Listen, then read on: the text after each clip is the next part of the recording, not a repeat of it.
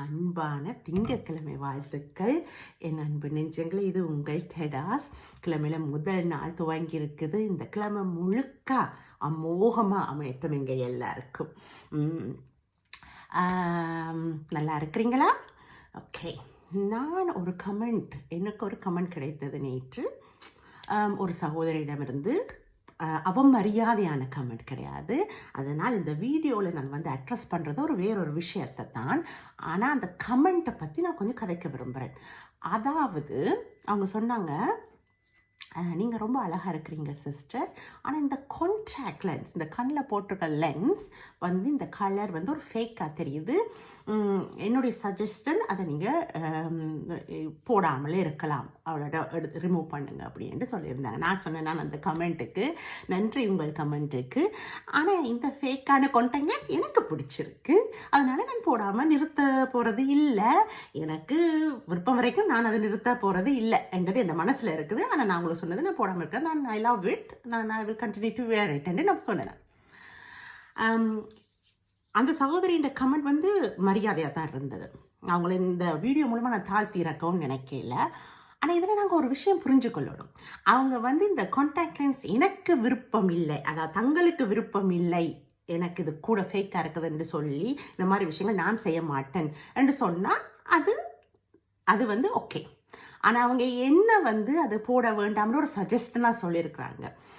அது மேபி அது ஒரு உரிமையோடு சொல்லியிருக்கலாம். ஆனால் அந்த உரிமை வந்து நம்ம வந்து ஒரு விஷயம், நாங்கள் வந்து இந்த சொசைட்டிலேயோ எங்களோட குடும்பத்தாருக்கிட்டேயோ நாங்கள் வந்து ஒரு அட்வைஸ் கொடுக்குறோம்னா அது வந்து அவங்களையோ இல்லை அவங்கள சார்ந்த ஆக்களையோ பாதிக்கிற விஷயங்கள் என்றால் ஒரு அட்வைஸை இப்போ சஜஷன் என்று சொல்லலாம், இப்படி செய்ய வேண்டாம், ரிமூவ் பண்ணுங்க அப்படின்னு சொல்லலாம்.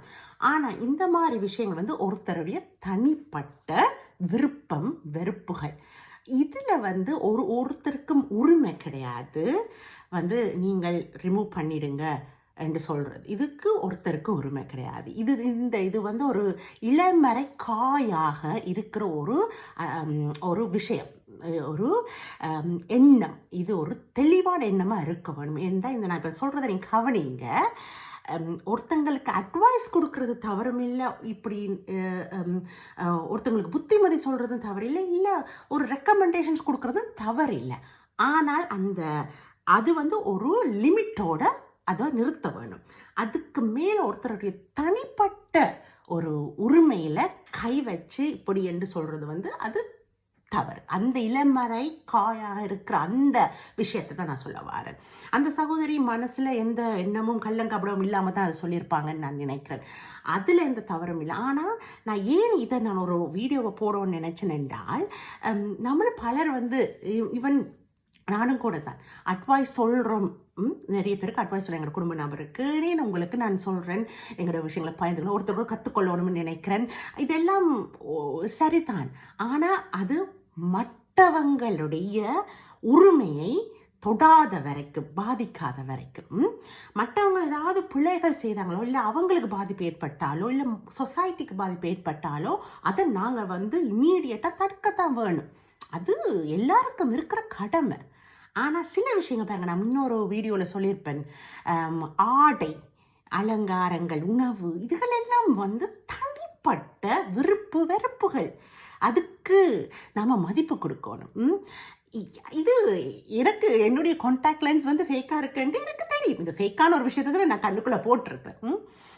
பச்சை கலராக இருக்கும், நீல கலராக இருக்கும், ஈவன் மஞ்சள் கலராக இருந்தால் கூட அது போட எனக்கு விருப்பம் நான் போடுவேன். இதில் வந்து எனக்கு என்னுடைய சாய்ஸ், அது என்னுடைய விருப்பம். அதை நான் பார்க்கும்போது எனக்கு தெரியுது இது ஃபேக்காக இருக்குது. அப்படி இருந்து நான் போட நினைக்கிறது வந்து எனக்கு யாரையும் பாதிக்கலையே, யாரையும் பாதிக்கலை, எனக்கு இது விருப்பமாக இருக்குது, நான் அதை போடுறேன். ஒருவேளை அதில் என்னுடைய உருவத்தில் இந்த கண்ணில் வந்து அது அழகாக இல்லாட்டா என்னுடைய கணவருக்கு அதுவும் அவர் வந்து சரியான விதத்தில் அதை சொல்ல வேணும்.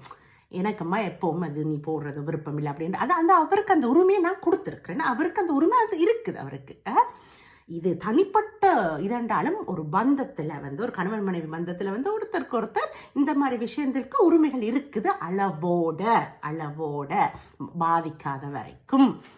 அப்போ அது என்னுடைய கணவர் சொன்னால் கூட ஓகே, இந்த கணவருக்கு இது பெருசாக பிடிக்குது இல்லை, அப்போ குறைச்சிக்கலாம், அப்படி இருக்குது. ஆனால் இந்த கணவர் கூட அது இது அதான சொல்கிறேன், என்னுடைய கணவர் வந்து இந்த ஆடையிலையோ உணவுலையோ இந்த மாதிரி விஷயங்கள அவர் வந்து எனக்கு ஒரு தடங்களும், ஏன்னா அவருக்கு தெரியும், அந்த வைஃபை பற்றி அவருக்கு தெரியும், அவருக்கு பிடிக்காததுண்டா அவர் ஓப்பனாக சொல்லுவார். ஆனாலும் அதை தடுக்க மாட்டார், இதை நீ கலட்டு, இதை போடாதன்ட்டு சொல்ல மாட்டேன், எனக்கு இது விருப்பம் இல்லைன்ட்டு அவருடைய ஒப்பீனியனை சொல்லுவார். அதுக்கு பிறகு நாங்கள் கணவன் மனைவியோ காம்ப்ரமைஸ் பண்ணுறது பண்ணத்தான் வேணும். அந்த உறவுக்குரிய மரியாதை அது. நமக்கு தனிப்பட்ட சுதந்திரம் வேணும் என்று சொல்லி போராடி நீ என்ன சொல்கிறது, நான் என்ன கேட்குறது என்ற அந்த மனநிலைமையோட அவரும் சொல்ல மாட்டேன், நானும் அதை செய்ய மாட்டேன், அது காம்ப்ரமைஸ் பண்ணுறது. ஆனால் இது வரைக்கும் இந்த விஷயங்களில் எங்களுக்கு வந்து அந்த மாதிரி ஒருத்தங்களோட விருப்பங்களை தடுக்கிறதுக்கு எங்களுக்கு அவ்வளவா அந்த ஆப்பர்ச்சுனிட்டிஸ் இருந்ததில்லை, இருக்க நாங்கள் வைக்கிறதில்லை. ஏனென்றால் இதுகளெல்லாம் எங்களுக்கே தெரியும் ஒருத்தருடைய தனிப்பட்ட விருப்பம், யாரையும் பாதிக்கலை, இவர் பாதிக்கலைன்னா ஏன் அதை பற்றி தேவையில்லை. எங்களுடைய இனத்தாருக்கு ஒரு குணம் இருக்குது, நிறைய நல்ல குணங்கள் இருந்தாலும் இந்த மாதிரி சில குணங்கள் இருக்குது. உடனேயே வந்து அந்த உரிமை என்ற பேரில் லிமிட்டை தாண்டி ஒருத்தருக்கு அட்வைஸ் பண்ணுறது, அது அந்த அட்வைஸ் வந்து அந்த சரியான ஒரு சோஷியல் ஜஸ்டிஸுக்காக இருந்ததுண்டா பரவாயில்ல, இல்லை அந்த நபருக்கு உண்மையில் ஏதாவது ஆபத்து வரும், அதை தடுக்க வேணும் என்றால் அது ஓகே. பட் ஒருத்தருடைய உரிமை, தனிப்பட்ட உரிமை, யாருக்கும் பாதிப்பில்லாமல் அந்த ஆக்கள் செய்கிற விஷயங்கள், தங்களுக்கு பிடிச்சதை செய்கிற விஷயங்களுக்கு நம்ம வந்து நம்முடைய ஒப்பீனியனை புகுத்தி அதை இப்படி செய் அப்படி செய்யன்னு சொல்கிறது தவறு. கிரிட்டிசிசம், கன்ஸ்ட்ரக்டிவ் கிரிட்டிசிசம், அதாவது விமர்சிப்பு வந்து இந்த சோஷியல் மீடியாவுக்கு வந்தால் எப்பவும் இருக்கிறது அந்த கன்ஸ்ட்ரக்டிவ் கிரிட்டிசிசமாக, அதாவது விமர்சனம் சரியான விதத்தில் இருக்கிறத ஏற்றுக்கொள்கிறதுக்கு சோஷியல் மீடியாவில் இருக்கிற எங்களை மாதிரி ஆக்கள் கண்டிப்பாக அது மனமும் வந்து ஏற்றுக்கொள்ள வேணும். ஆனால் இந்த மாதிரி கிரிட்டிசிசமோ இந்த மாதிரியான கமெண்ட்ஸோ வந்து கொஞ்சம் எழுதும்போது கவனித்து எழுதுங்க. எனக்கு விருப்பம் இல்லை, நான் செய்ய மாட்டேன் அப்படின்ட்டு. எனக்கு ஒரு கமெண்ட் வந்ததோ, ஒரு சிஸ்டர் தான் சொன்னாங்க, சிஸ்டர் எனக்கு என்ன தெரியலை, இந்த நெயில்ஸில் எனக்கு விருப்பமே இல்லை, ஏனோ தெரியலை, நான் நெயில்ஸ் செய்கிறத போட்டிருந்த வீடியோவில் சொன்னாங்க. அது வந்து ஒரு அது நல்லது, அவங்களுக்கு அது விருப்பம் இல்லைன்னு சொன்னாங்க. எனக்கு ஏனோ தெரியல, அதில் இன்ட்ரெஸ்ட் இல்லைன்ட்டு. ஸோ அது அந்த அளவோட வந்து அது ஓகே. அது என்ன செய்ய வேண்டாம்னு சொன்னிருந்தாங்கன்னா அதுதான் தனிப்பட்ட விருப்புகள், அவங்களோட சுதந்திரத்தில் நாம் கையை வைக்கிறதுன்ற அர்த்தம். அதை தான் வேண்டாம்னு சொல்கிறேன். நம்ம மற்றவங்களோட கதைக்கும் போது அவதானித்து கதைக்கணும். இது நம்மளோட பேச்சும் நம்முடைய ஒப்பீனியன், நம்முடைய எண்ணங்களும் மற்றவங்களை பாதிக்கவே கூடாது. அவங்கள ஒரு மாதிரி குறுக்கி இது என்னடா இப்படி, இது எந்த விருப்பம் தானே, என்ன விஷயம், நான் யாரையும் பாதிக்கலை என்று சொல்லி ஒரு மன நோக அடிக்கக்கூடாது. அந்த கமெண்ட் எனக்கு மனம் நோகவில்லை. ஏனென்றால் இது என்ன இருக்குது, அவங்க ஒரு நல்ல எண்ணத்தில் தான் சொல்லியிருக்கிறாங்க, அதனால் அது மனம் நோகலை. ஆனால் இதை நான் எடுத்து கதைக்கிறதுக்கு என்ன காரணம்னா, நாங்கள் எங்களோட இனத்தில் கொஞ்சம் இந்த மாதிரி இருக்குது, கூடுதலாக மற்றவங்களோட சுதந்திரத்தை யோசிக்காமல் டக்குண்டு கதைச்சு அவங்களோட மனசை புண்படுத்துறதுக்கு அதை பற்றி யோசிக்கவே மாட்டோம். ஜெனரேஷனாக அப்படி சிலது நடக்குது. அதை நம்ம குறைச்சி கொள்ள வேண்டும். இவ்வளோ முன்னேறி கொண்டு வாரம் இதுகள். அண்ட் இது வந்து எங்களோட தமிழ் கலாச்சாரம், அந்த அடி கலாச்சாரத்தில் எவ்வளோ நாகரிகமான விஷயங்கள் இருக்குது. ஆனால் நாங்கள் அதை திரிஞ்சு இப்படி எல்லாம் சில கலாச்சாரம் இல்லாத ஒரு கலாச்சாரத்தை நாங்கள் உருவாக்கி இது எங்களோட கலாச்சாரம் என்று சொல்கிறோம். அதை நாம் நிறுத்தணும். ஒருத்தங்களுடைய எண்ணங்களுக்கு, கருத்துக்களுக்கு, அவர்களுடைய வெறுப்புகளுக்கு மரியாதை கொடுக்கறது கலாச்சார சீரழிவு இல்லை, அது நம்மளோட கலாச்சாரத்துக்கு உரிய ஒரு நல்ல செய்கை தான். கலாச்சாரம் வந்து என்ன, பொட்டு வச்சு சாரி உடுத்தி எல்லாம் செய்து அது மட்டுமே கலாச்சாரம் என்று இல்லை, மனசு, நம்முடைய மரபு, அது கலாச்சாரம்.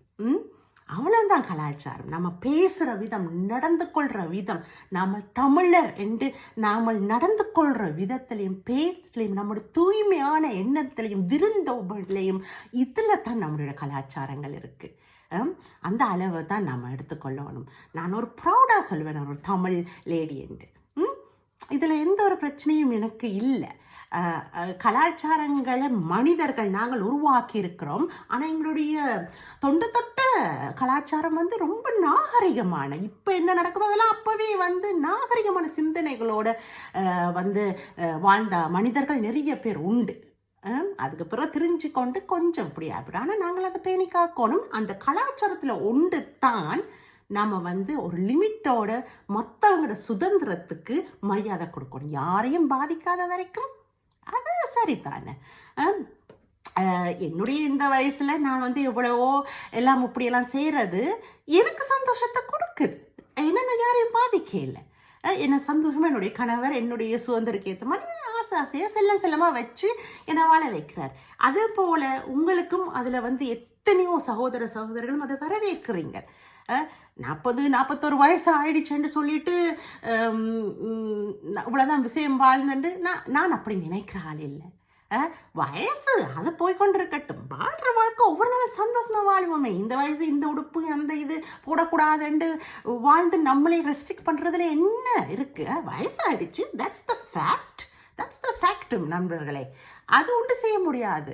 ஆனால் வாழ்கிற வாழ்க்கை நம்மளுக்கு கடவுள் இந்த உலகத்தில் நம்மளை இன்னுமே வாழ வச்சிருக்கிறார். 40 வயசோ 70 வயசோ 80 வயசோ 20 வயசோ வாழ்வோமே. அந்த வாழ்க்கையை அனுபவிச்சு வாழ்வோமே. பிடிச்சதெல்லாம் செய்வோமே. மஞ்சள் கலரில் என்னோட கண்ணுக்கு கான்டாக்ட் லென்ஸ் போடணுமா போடுவோம். அது பிரச்சனையே இல்லையே. யாரையும் பாதிக்காத வரைக்கும் நம்மளோட வாழ்க்கையை ரசித்து ருசித்து நிம்மதியாக வாழ்வோம். இவங்க யார் சொல்கிறது அது யார் சொல்கிறான்னு பயப்பட வேண்டாம். நீங்கள் சரியான விஷயங்களை யாருக்கும் பாதிக்காத வரைக்கும் செய்யாத வரைக்கும் உங்களோட வாழ்க்கையை வாழுங்க. இது யார் என்ன இப்படி செய்யக்கூடாது அப்படி செய்யக்கூடாதுன்னு யோசிக்காதீங்க. வாழ்க்கை வந்து ஷார்ட். எல்லாரும் சொல்கிறது தானே. அந்த ஷார்ட்டான வாழ்க்கையை ரசித்து ருசித்து வாழுங்க. வாழ்க்கையில் எத்தனையோ பழுக்கள் இருக்குது. இதுகள் தான் உங்களை சந்தோஷப்படுத்தக்கூடிய விஷயம் என்றால் அதை செய்யுங்க, மனசார செய்யுங்க. இத்தோடு இந்த வீடியோ முடித்துக்கொள்வோமா? ஓகே, அமோகமாக திரும்ப உங்களோட வீக் அமையட்டும். அண்ட் எல்லாரும் சந்தோஷமாக பிடிச்ச விஷயத்தை செய்யுங்க. அதோடு சேர்த்து மற்றவர்களோட சுதந்திரத்தை நாங்கள் மதிப்போம். மேபி ரசிப்போமே. அவங்களோட சுதந்திரத்தை ரசித்து அவங்களுக்காக சந்தோஷமும் படுவோம். ஓகே, பாய், டேக் கேர்.